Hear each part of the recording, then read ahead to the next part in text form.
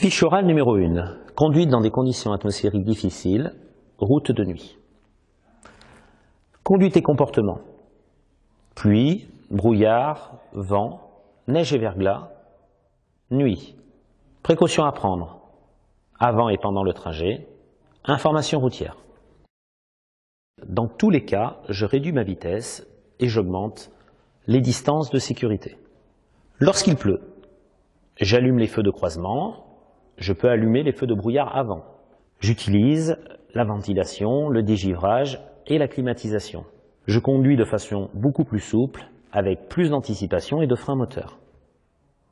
Lorsqu'il y a du brouillard, j'applique la règle des 3 × 50. Si la visibilité est inférieure à 50 mètres, je roule à 50 km/h maximum et je laisse 50 mètres d'interdistance de sécurité avec le véhicule qui me précède. J'allume les feux de croisement, feu de brouillard avant, feu de brouillard arrière. Conditions de vent. Le risque est très important avec des véhicules encombrants, surtout quand ils sont vides. Attention dans les endroits exposés, signalés parfois par un panneau et des manches à air. Je fais attention quand je passe d'un endroit abrité à un endroit exposé.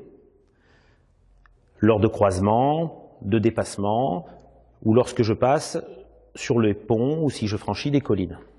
Lors des conditions de neige et de verglas, je me renseigne sur les conditions de circulation avant de partir.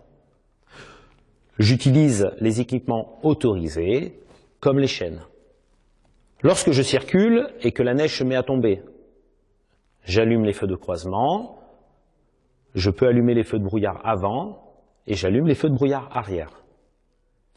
J'adopte une conduite extrêmement souple et très anticipée. Donc respecter les barrières de dégel et si les conditions sont trop risquées, je ne pars pas ou je stoppe immédiatement la conduite. Conditions de nuit.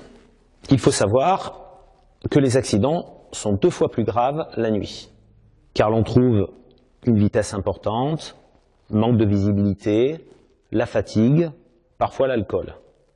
Également la présence d'animaux sauvages sur les routes. Les problèmes de vue sont amplifiés, vision des couleurs altérée, champ visuel réduit. Précautions avant de prendre le volant. Bien sûr, être très reposé. Je vérifie le bon état et la propreté des dispositifs de visibilité et d'éclairage, ainsi que leur bon fonctionnement. Je vérifie la bonne charge de la batterie.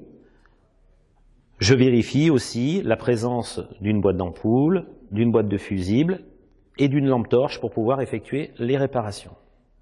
Pendant le trajet, je fais des pauses plus fréquentes, j'adapte l'allure à la météo et à la visibilité, je ralentis pour ne pas me faire surprendre par les virages et les obstacles, je me guide avec les marquages au sol et je fais très attention aux coups de pompe du petit matin. Informations routières. Aujourd'hui, je peux trouver facilement des informations routières sur Internet, sur les centres nationaux et régionaux d'information routière, sur Autoroute Info, sur la radio, mais également auprès de la police ou de la gendarmerie.